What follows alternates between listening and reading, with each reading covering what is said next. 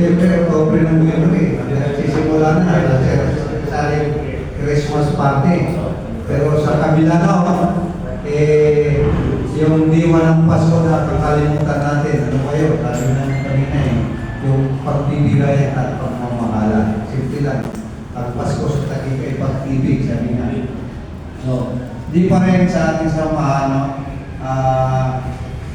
kailangan natin mag-celebrate kahit paano magsalo-salo tayo.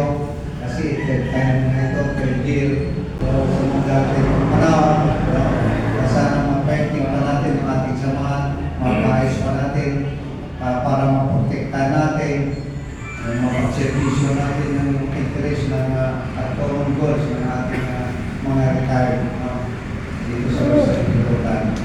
So, isa po yan para ikonserva natin ng mga ligasiya at memorya ng ating mga veterano. So, sa ako na ito, ako umabati sa inyo ng maligayang Pasko at manigong bagong taon sa Asia sa Pilipinas.